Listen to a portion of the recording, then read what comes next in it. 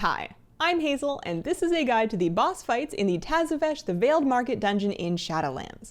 This is available in patch 9.1 on Mythic difficulty only. It will be split for Heroic and Mythic Plus in a future patch. The entrance to this one is in its own little world, and to get there, you need to do a short intro questline. You'll start that at the Idylia Inn in Orbos once 9.1 is live. Our first boss is Zo'phex, the Sentinel. Their armed security spawns these spinning weapon AOEs in melee, just scooch along to stay clear of that. Rotary Body Armor is a rotating shield that proves that ranged have problems too. It spins really slowly and absorbs all damage if it's between you and Zo'phex, so just get yourself to the other side.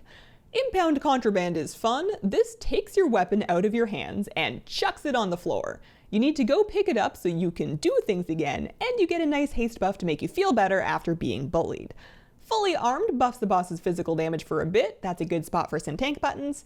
And the thing that's most likely to kill people is Interrogation.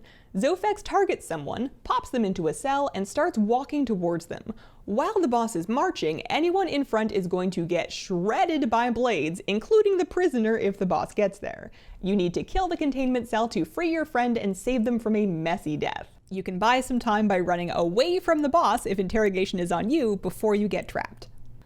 Next up is the Grand Menagerie, a staggered set of 3 bosses. You start with Blue Guy. When that hits 40%, you get Gold Guy, and when that hits 40%, you get the Green Goblin Girl. You can go ahead and finish the low health boss you already started so you have less drama to deal with. Gluttony is a debuff that goes out at the start of the fight and sticks around until you're done. It makes you pulse AOE, but lets you eat any anima orbs from later in the fight safely for a stacking damage buff. When your debuff expires, it jumps to the nearest player. Try to keep that to the DPS. Blue Boy's Grip of Hunger pulls everyone in and tries to pop them with a 20-yard AOE. You can just run out. Grand Consumption spawns waves of these big AOE explosions that actually leech, so stay clear of that. They like to overlap, so if you must be in one, be in a fresh one, and then get out before it explodes. When Blue Boy hits 40%, the Gold Goliath comes to play. Purification Protocol will put pretty big AOEs on 2 players. That can be dispelled, so the healer takes it off the melee and the other player moves out, or just mass dispel if you've got one. Flagellation Protocol is an absorb shield followed by a very mean damage channel on the tank. DPS off the shield and interrupt, or use a big cooldown if you can't. Venting Protocol spits out those anima orbs for the Gluttony holder to eat.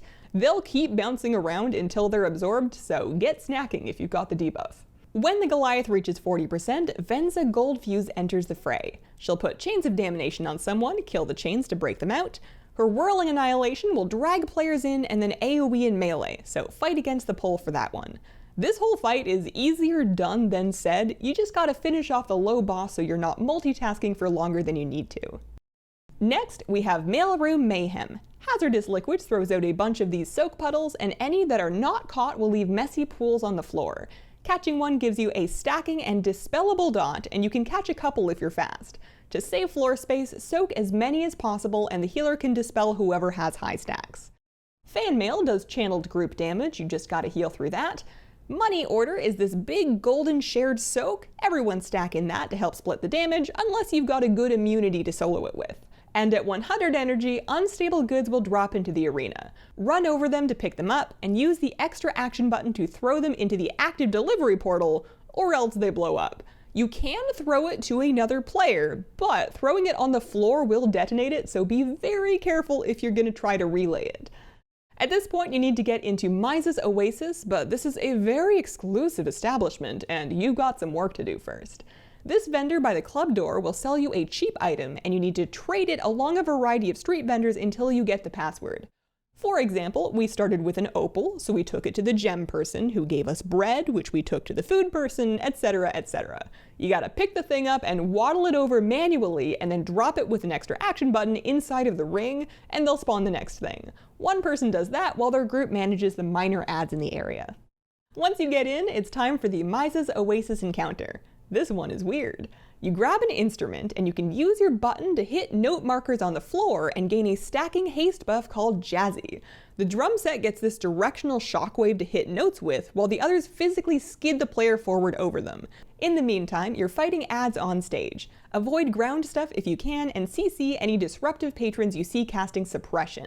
The Oasis security will do a heavy security slam to the tank that's worth mitigating, and a kickable menacing shout. Kick that. Get your Jazzy buff whenever waves of notes come around, and cleave the ads down. After a while of that, Zo'gron will emerge, and he'll continue the slam and the menacing shout. He also gets crowd control, which deflects damage coming at him from the front, and does a big frontal cone when it ends. Sidestep that. The drummer can get up and leave the drum set to dodge stuff if they need to, I just did not know that at the time. Suppression Spark will pull players in, and then put an AOE on everyone. You can just spread out for that. Finish off Zo'gron, and you're done with this fight. Our second half kicks off with So'asmi. You'll notice these wandering pillars with a shape on top. Those are teleporters, and running into one will pop you out at the pillar with the matching shape. Those are important. Quick Blade dashes the boss through a few players, leaving bleeds on anyone in their path. Fan out to avoid getting cleaved by that. Shuri spawns an expanding ring of fire. Use the teleporters or a blink if you have one to get to the inside of that. Divide will split the room into halves and then quadrants, and again you need to use the teleporters to regroup. The divide walls break line of sight, so it's really ugly if the group gets split for too long. You cannot just run through these ones, you gotta use the teleporters. Last, Double Technique is a very dangerous cast that will do decimating group damage if it gets off. The good news is you can kick it, and the bad news is that it needs to be kicked twice to prevent the cast. There's some DPS in the world that are going to need to dust off their interrupt keys. This, combined with the divide, is most likely to wipe you. If half the group is stuck behind a wall during Double Technique and you don't have enough kicks, it's probably over for you. This fight was the hardest out of the whole dungeon, at least during testing. Moving along, we have Hylbrande. Shearing Swings is a frontal attack aimed at the tank, so no one else be in front. Titanic Crash is a frontal shockwave, just in case you needed another reason to not be in front. The tank can sidestep out of the crash. Purged by Fire will target a player and trail fire behind them. You can run that back and forth to make a neat little puddle. Ads will show up in pairs in channel defense on the boss, just swap to and kill those as you see them. The exciting bit here is the sanitizing cycle. We've got 4 colored orbs and 4 panels in the corners of the room to put them in. There is a correct answer for what goes where, and to find out what that is, someone needs to go check the console at the front of the room. Only the person on the console can see the correct positions, so they will need to share with the class. Active ads can block the panels, so kill any leftover purifiers when the phase starts. For clarity's sake, we consider the console to be the front of the room and shared the code in the order they spawn, which is clockwise starting at front left. This one would be yellow, orange, blue, purple. You can say it however you want as long as everyone understands where the orbs go. Getting it wrong will stun you and hurt, and getting it right will end the phase and let you carry on with your life. The 7th boss is the infamous pirate dragon, Timecap'n Hooktail. She's got a frontal cone and a tail swipe, like a dragon, so stay on her sides unless you're tanking. Corsair Brute ads will pour in, and they will get one shot if caught in her breath, so don't worry about damaging them, just have the tank aim the frontal cone at them, and that'll sort out that. Watch out for her tail though, while the tank spins the boss, it'll getcha. Stay out of the swirls, stay out of the water, stay away from the tail, and it's pretty smooth sailing from there. At 100 energy, she'll buff her brutes with double time, so aim to have them cleared up by then. Last, we have a 2-phase fight in So'leah. She'll summon assassin ads. Stop their shuriken blitz with interrupts or stuns, and finish them off when you can. Hyperlight Spark is just damage you have to heal through in this phase. Collapsing Star spawns an orb with 4 charges.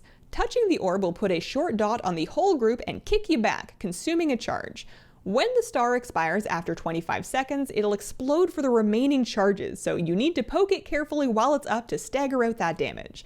What you don't want is multiple stacks of the dot refreshing the duration, so wait until the dot falls off before you poke again. At 40%, we enter phase 2. We still get collapsing stars, but we are done with ads now. These relic thingies spawn, and they protect the boss while they're linked to her with these beams. Hyperlight Jolt will do damage in a path between players. You want to line that up over the relics to break their boss link, and you want to avoid getting hit twice in the same blast. Energy Fragmentation makes missiles fly out of a relic, very pretty, very dangerous, dodge those, and Hyperlight Nova puts an AOE ring around every relic for you to scooch out of. The worst thing that you can do in this fight is to ignore the stars or pop them too fast. You got this. There is a hard mode available for this dungeon. I'll link an article in the description with details, and if I get a video together for it, I will link that too. Thanks for watching and have a wonderful, wonderful day.